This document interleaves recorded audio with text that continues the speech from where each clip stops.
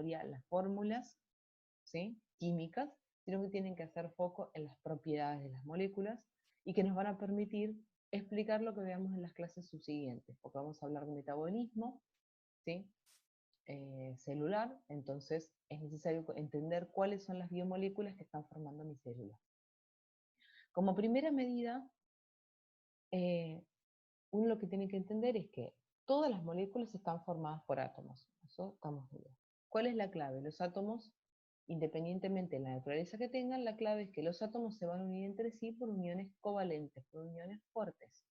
Entonces ustedes pueden encontrar en la bibliografía que les presentan la información, fíjense, como fórmulas moleculares. Por ejemplo, dicen que el oxígeno está formado por dos átomos de oxígeno unidos entre sí.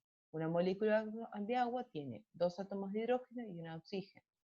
El ejemplo, el dióxido de carbono es un carbono con 2 oxígenos. La glucosa, carbono 6, hidrógeno 12, oxígeno 6. Quiere decir que la fórmula molecular nos da información de qué átomos están formando mi molécula y en qué proporción. Pero no me dice nada de cómo están unidos entre sí. Para poder saber cómo están unidos entre sí, yo lo que tengo que prestar atención es a la fórmula estructural. Fíjense que tenemos representada acá. Acá en este cuadrito que ustedes tienen, es el mismo que tienen en la guía, está la fórmula molecular, por ejemplo para el agua, H2O, y la fórmula estructural, que me dice cómo los átomos están unidos entre sí.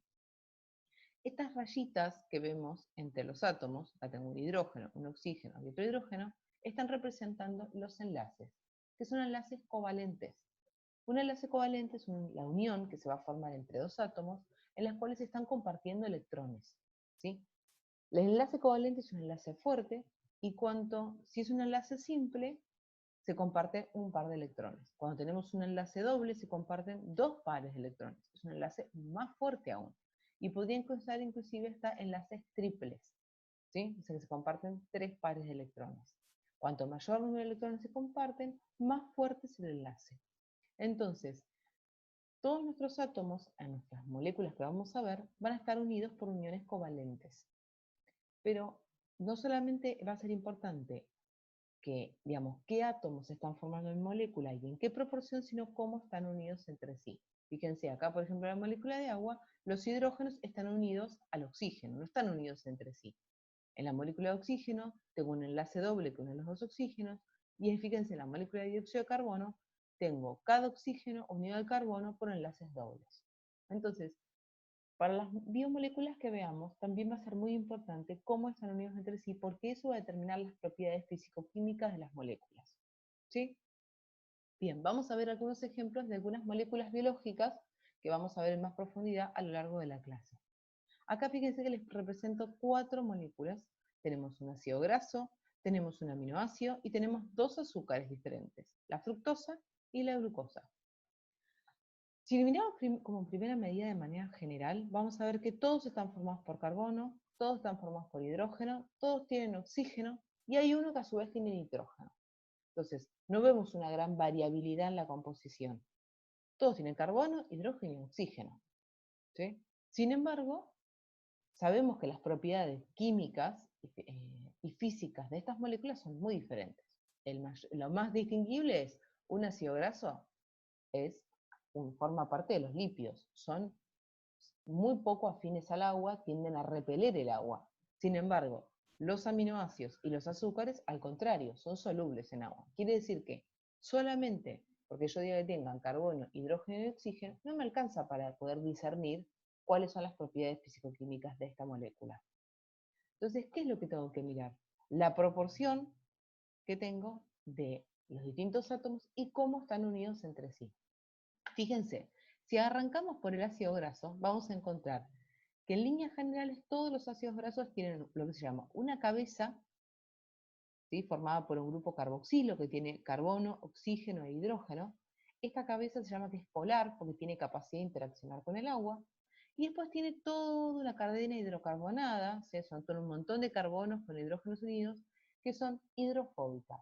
Son porciones de la molécula que no pueden interaccionar con el agua, ¿sí? Ahora, si prestamos atención a los azúcares, ¿qué vamos a encontrar? Fíjense, tenemos 2 azúcares diferentes, la fructosa y la glucosa. Como primera medida, cuando uno mira los átomos que lo forman, dice, bueno, está formado por los mismos átomos que el ácido graso. Tengo carbono, tengo hidrógenos y tengo oxígeno. Pero fíjense cómo cambia la proporción. Porque en la molécula del ácido graso teníamos muy pocos oxígenos. Teníamos 2 oxígenos para 15 carbonos y 30 hidrógenos. En cambio acá, en los azúcares, tenemos 6 oxígenos para 6 carbonos. Tengo mucho más oxígenos. La cantidad de oxígeno le va a permitir a estos 2 azúcares interaccionar con el agua. Pero a su vez, si yo miro la fructosa y miro la glucosa, cuando miro las fórmulas moleculares son exactamente iguales. Tienen 6 carbonos, 12 hidrógenos y 6 oxígenos. ¿Qué es lo que cambia? La forma que están unidos entre sí. Fíjense que en la fructosa se forma un anillo, se dice, de 5 carbonos, mientras que en la glucosa se forma un anillo de 6 carbonos. Eso va a hacer que, a pesar de que tienen la misma composición, la forma en que se están uniendo sus átomos es diferente y le va a dar propiedades físico-químicas diferentes a la fructosa de la glucosa. ¿Sí? Y por último, fíjense, tenemos el aminoácido. Los aminoácidos son los que van a estar formando las proteínas. Aparte de tener carbono, hidrógeno y oxígeno, tienen nitrógeno. ¿Sí? ¿Qué fórmula general tienen estos aminoácidos? Y en general vemos que tienen un carbono, que tiene un hidrógeno, tienen un grupo amino, un grupo carboxilo, y después tienen una parte que va a ser la porción variable del aminoácido. Ahora vamos a ver con un poquito más de detalle esto. Pero dependiendo, ¿sí?, de qué aminoácido estemos hablando, porque vamos a ver que tenemos 20 aminoácidos diferentes, van a ser las propiedades que va a tener mi aminoácido. Vamos a tener algunos aminoácidos que van a ser muy afines con el agua y que van a ser solubles. Vamos a tener aminoácidos que van a tener anillos, vamos a tener aminoácidos que van a ser hidrofóbicos, ¿sí?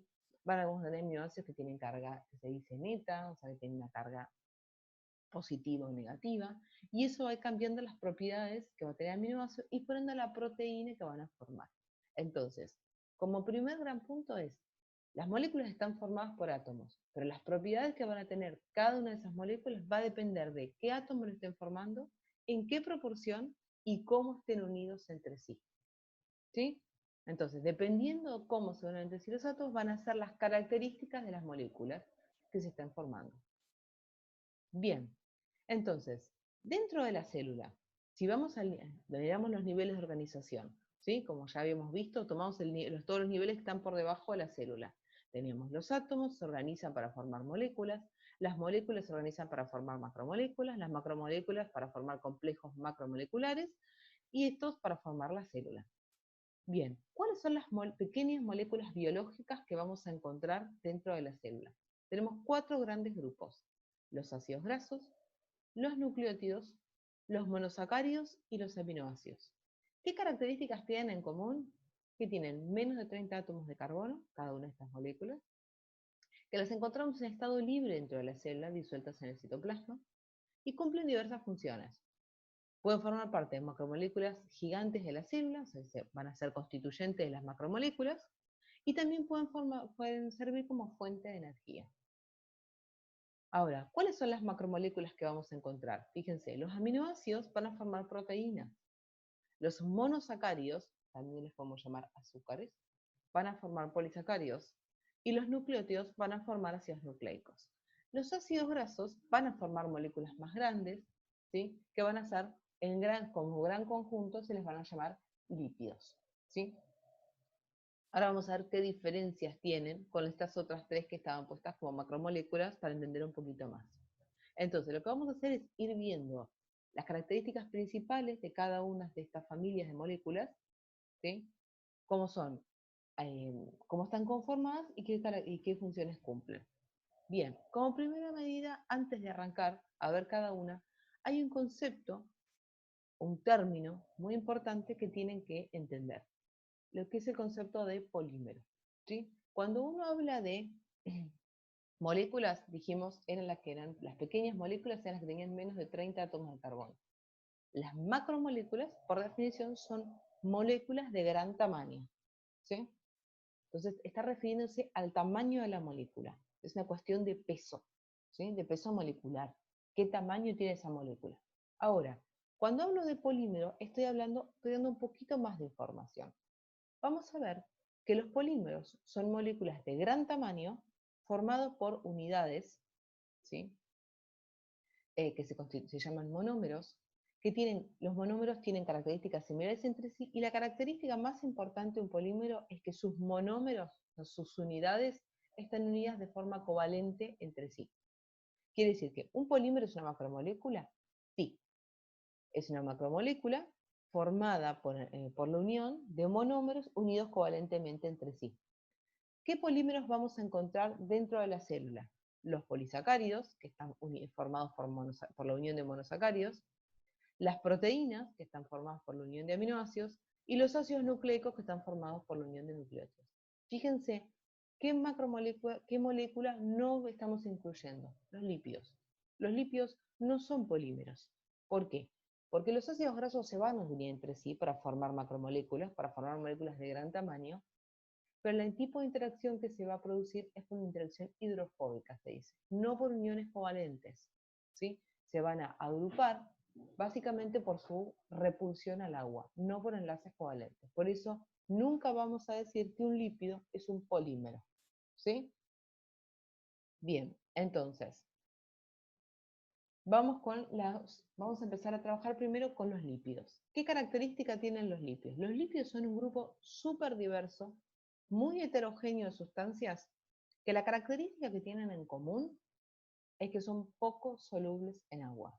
O sea, la repulsión al agua es lo que agrupa a un gran conjunto de moléculas que vamos a llamar lípidos, ¿sí? Los principales lípidos que vamos a encontrar dentro de la célula, en nuestro organismo, son los fosfolípidos y los triglicéridos. Ambos, tanto los fosfolípidos como los triglicéridos, están formados por moléculas llamadas ácidos grasos, ¿sí? Y fíjense, acá tienen representado a la derecha cómo es un esquema de un ácido graso. Como hemos visto hoy con la fórmula estructural, un ácido graso está formado por una porción que es afín al agua, que le vamos a llamar cabeza polar, ¿sí? Es hidrofílica. Y después tiene una cola hidrocarbonada que es hidrofóbica. Esa es la porción que eran un montón de carbonos con hidrógenos unidos entre sí. Entonces, todos los ácidos grasos en líneas generales tienen esta estructura. Entonces, una porción hidrofóbica y una porción afín con el agua, ¿sí? Entonces, ¿cómo son estos fosfolípidos y triglicéridos que podemos encontrar, que se forman a partir de los ácidos grasos? Fíjense, los fosfolípidos están formados por la unión de dos ácidos grasos que se van a unir entre sí con una cadena de 3 carbonos que se llama glicerol. Básicamente es como que el fosfolípido está formado por una molécula de glicerol, que es un azúcar pequeño de 3 carbonos, y que va a tener unido dos ácidos grasos, y en su tercer carbono tiene unido un grupo fosfato. Eso va a hacer que la porción en donde está el grupo fosfato sea muy polar, o sea, tenga una gran afinidad por el agua. Entonces dice que un fosfolípido tiene una cabeza polar, una cabeza con capacidad de interaccionar con el agua, y después tiene una porción hidrofóbica, que son las colas, ¿sí? ¿Dónde vamos a encontrar los fosfolípidos en la célula? En las membranas. Nuestras membranas son bicapas fosfolipídicas. ¿Por qué se dice son bicapas? Porque fíjense lo que sucede. La porción hidrofóbica en este esquema está representada como estas óvalos o elipses rojas, y las cadenas hidrocarbonadas, las que son hidrofóbicas, están representadas como estos pelitos rojos. Entonces fíjense lo que sucede. En la membrana, acá fíjense que también lo tienen representado, las cabecitas, y tiene la porción verde, son las colas hidrofóbicas.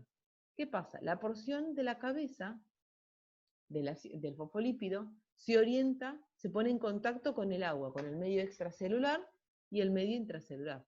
Y las colas hidrofóbicas, para no estar en contacto con el agua, se orientan hacia el interior de la membrana.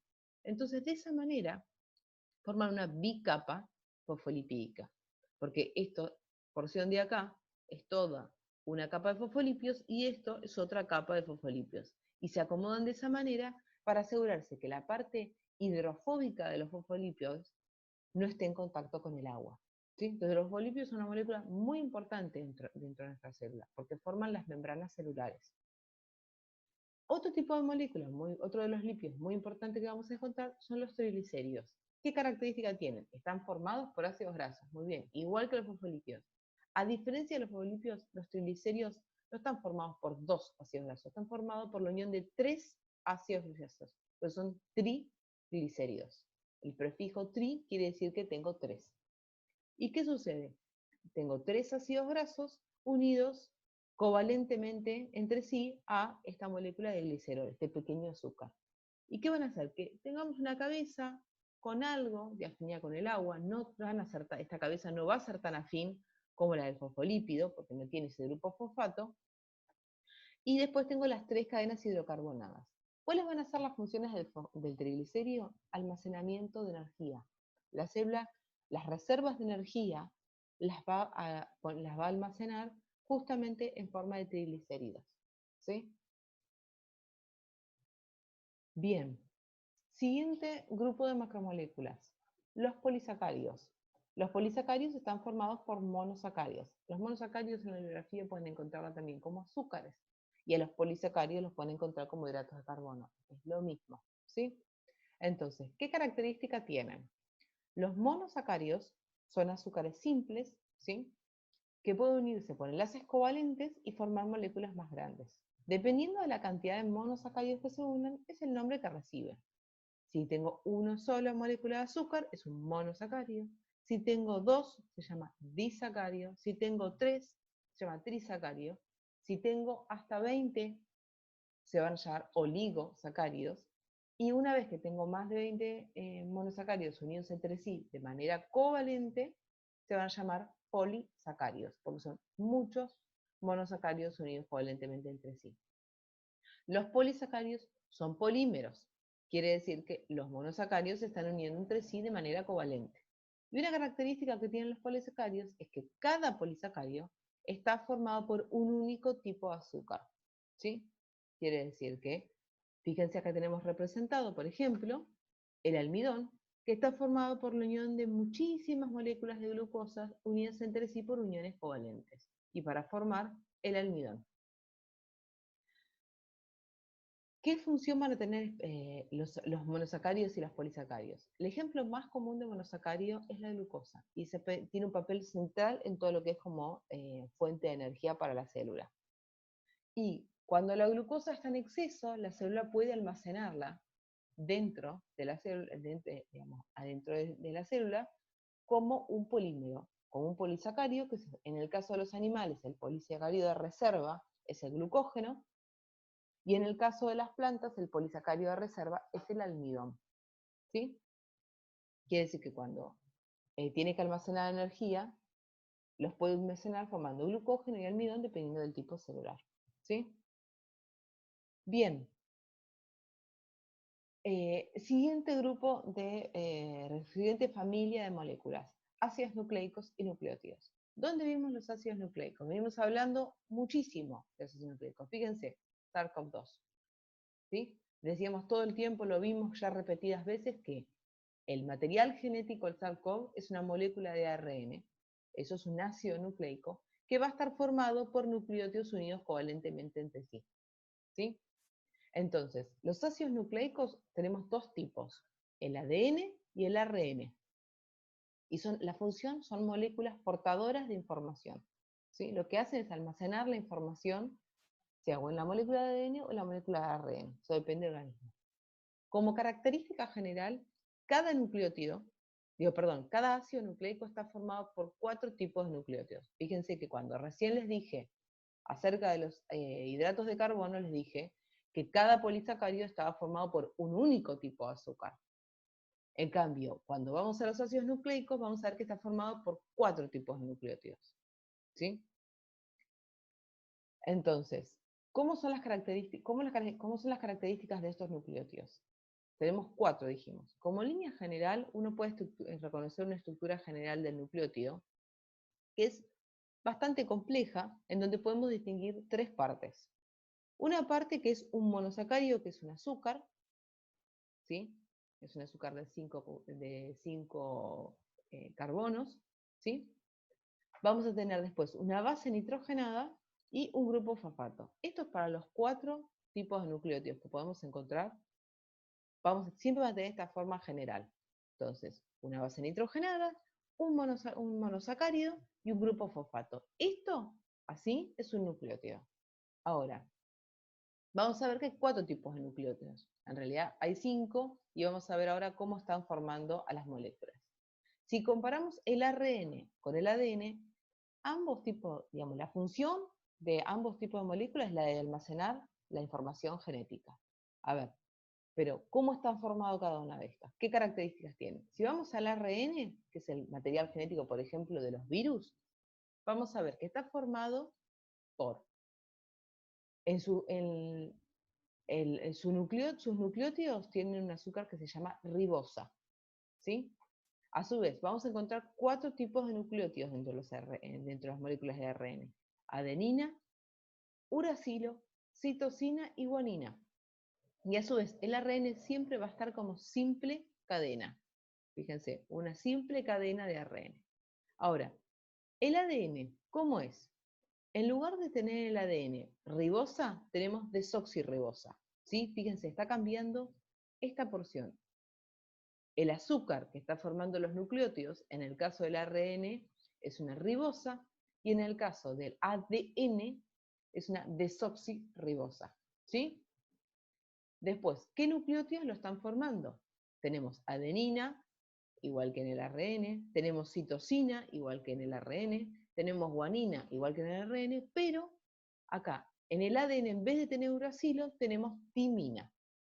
¿Sí? Quiere decir que cambia uno de los nucleótidos, es diferente entre el ARN y el ADN. ¿Sí? En el ARN es uracilo, en el ADN es timina. Y por último, la otra característica muy importante es que el ADN está siempre como doble cadena. Fíjense, es una cadena de nucleótidos y otra cadena de nucleótidos que interaccionan entre sí por complementariedad, se dice, de bases. ¿Sí? Entonces, esas son como, más allá de la función, que los dos tienen función de alargar la información, estructuralmente se acomodan diferente. ¿Sí? Bien. Y el último grupo que nos faltaba ver es que son las proteínas y aminoácidos. ¿Sí? Las proteínas son polímeros formados por aminoácidos unidos covalentemente entre sí. Cada proteína puede tener hasta 20 aminoácidos diferentes. No quiere decir que van a estar los 20, pero hasta 20 aminoácidos diferentes. Entonces teníamos que los polisacáridos estaban formados por un solo tipo de azúcar cada uno, que los ácidos nucleicos están formados por hasta 4 nucleótidos diferentes cada uno, y las proteínas están formadas hasta 20 aminoácidos diferentes. ¿Sí?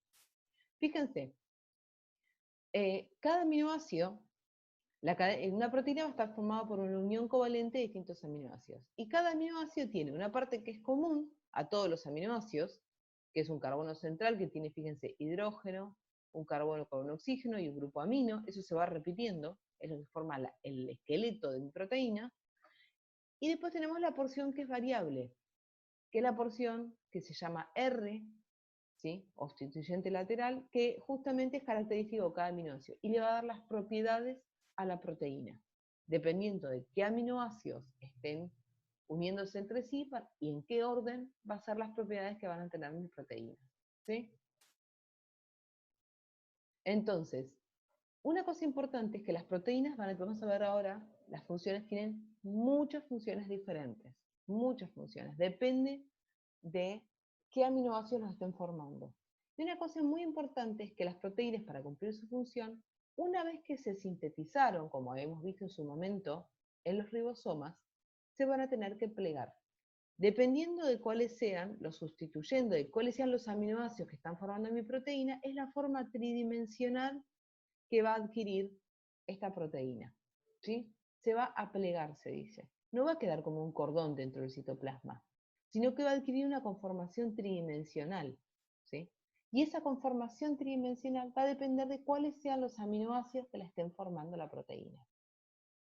Esa conformación tridimensional es muy importante, porque va a determinar la función que tenga la proteína. ¿Sí? Fíjense, ¿qué funciones pueden tener las proteínas? Pueden tener función estructural, ¿sí? Porque forman los tubos del citoesqueleto. ¿Sí? ¿Se acuerdan que nosotros teníamos dentro de las células eucariotas citoesqueleto, ¿sí? Y a su vez también forman la matriz extracelular, el colágeno que teníamos en el tejido conectivo. Entonces tienen función estructural. También pueden tener función enzimática, quiere decir que actúan como enzimas, aceleran las reacciones, catalizan las reacciones, facilitan que ocurran dentro de la célula. Es una función muy importante que vamos a encontrar dentro de las células y que también hemos visto en el sistema digestivo. Pues se acuerdan que en la digestión química teníamos enzimas. Esos son proteínas, ¿sí? Van a también participar en la movilidad. ¿Por qué? Porque van a dentro, cuando forman parte del citoesqueleto y forman el uso mitótico, van a permitir que los componentes celulares se muevan dentro de la célula. Van a participar también en funciones de inmunidad, porque los anticuerpos son proteínas que van a poder reconocer a los patógenos para poder eliminarlos. Hay proteínas que cumplen función de transporte. ¿Por qué? Porque nosotros dijimos, las membranas son semipermeables, tiene una permeabilidad selectiva, no pasa cualquier cosa. ¿Sí? Ahora, ¿qué es lo que puede pasar? Y hay proteínas que están en la membrana y que lo que hacen es selectivamente unirse a ciertas cosas para poder interiorizarlas, pasarlas de un lado de la membrana al otro. Entonces actúan con todo lo que es transporte. ¿Sí? Ahora bien, si hacemos foco sobre una de las funciones más importantes que tienen las proteínas, que es la función enzimática, les presento al final de la guía un ejercicio para tratar de entender cómo es la función de las enzimas. Y en particular, este es un ejercicio en donde utilizo una solución de almidón.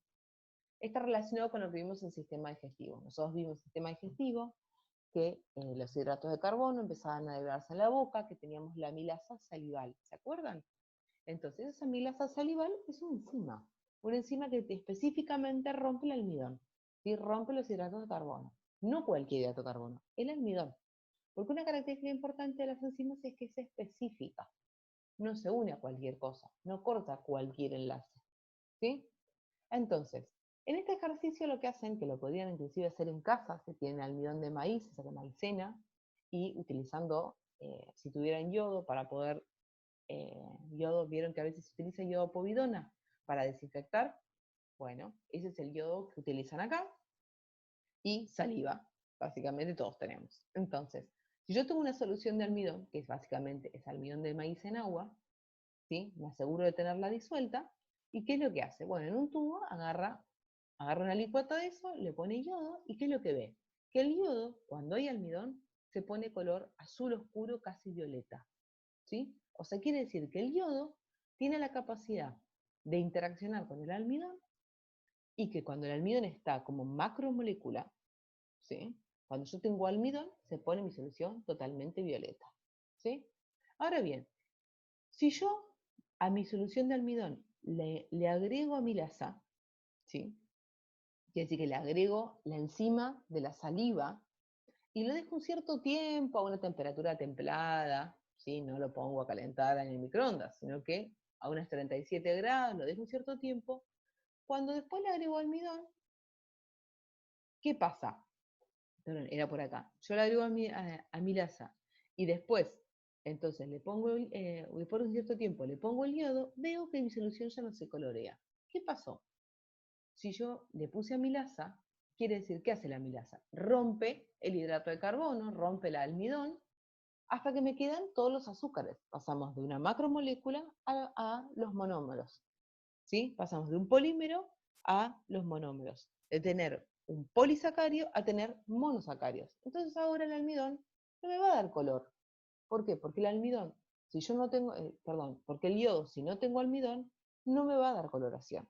Quiere decir que la enzima amilasa me rompió, ¿sí? todo, todo mi almidón. Fíjense, en la situación B, lo único que hace es decir, bueno, en otro tubo en paralelo, lo que hace es, sin agregar la saliva, lo deja también un cierto tiempo. Uno puede decir, ah, bueno, pero capaz que a vos se te rompió el almidón solo, porque lo dejaste como 3 horas esperando ahí disuelto y se rompió el almidón. No es así. El almidón, que es un polisacario, es una molécula estable, ¿sí? Que cuando yo la pongo en solución no se va a degradar. Para que se degrade, tiene que venir una enzima que lo rompa específicamente para transformarlo en un monosacárido. Si no, el almidón, cuando yo les ponga con yodo, va a volver a dar esa solución coloreada.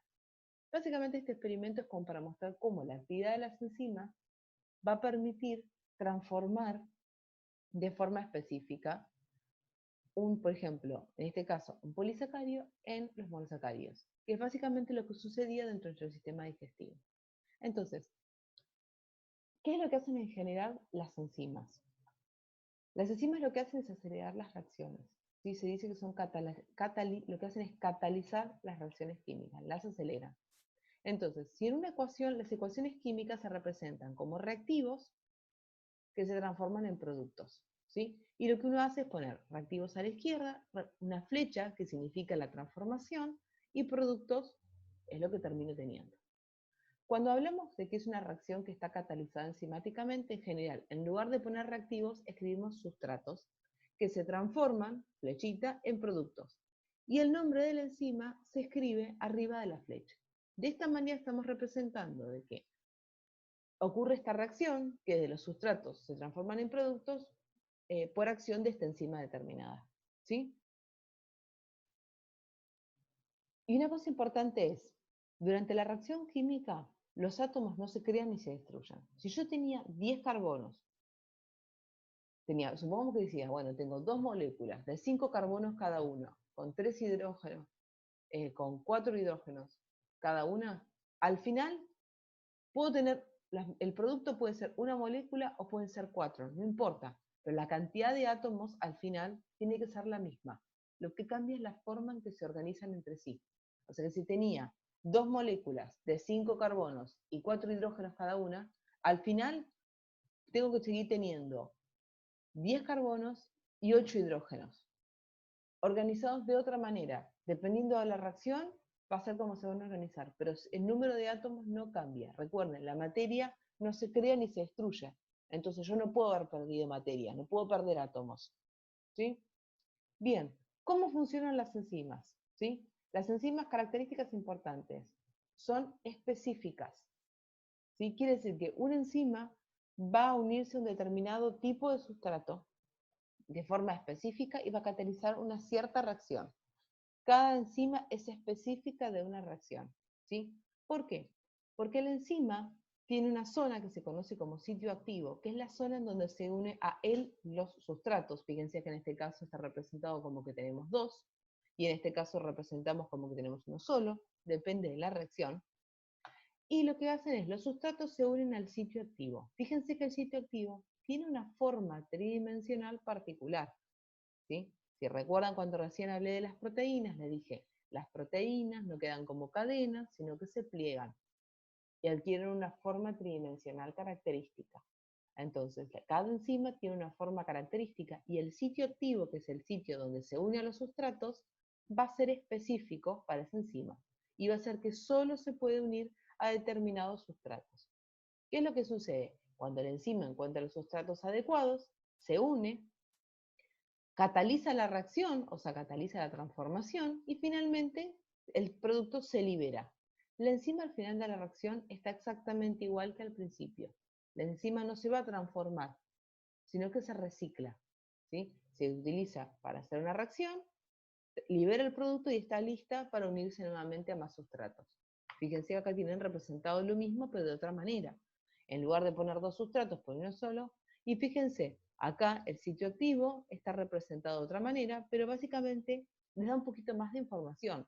Les muestra cómo, por ejemplo, podemos tener cargas positivas y cargas negativas, y eso va a ser clave para que un cierto sustrato se pueda unir. Entonces, depende de la forma y las cargas que tenga el sitio activo, el tipo de moléculas que se pueden unir. Si el sustrato no es el adecuado, no entra en el sitio activo, entonces la enzima no lo puede transformar. Un ejemplo de esto era, por ejemplo, nosotros podemos consumir almidón, que es un hidrato de carbono, es un polisacárido formado por moléculas de glucosa. Podemos consumir almidón, tenemos una enzima que se llama amilasa que rompe el almidón y lo transforma en moléculas de glucosa que podemos absorber en el intestino. Sin embargo, si comemos celulosa, que es un polisacárido formado por moléculas de glucosa, no nos podemos alimentar. Va a salir como fibra. ¿Por qué? Tanto el almidón como la celulosa, ambos dos son polisacáridos. Los dos están formados por moléculas de glucosa, pero la unión entre sí y la estructura que tiene cada molécula es diferente. Por eso, nuestra enzima puede unir almidón, pero no puede unir celulosa. Y por eso a uno lo podemos romper y al otro no. Y uno entonces nos sirve como fuente de energía y el otro no. ¿Sí? Bien,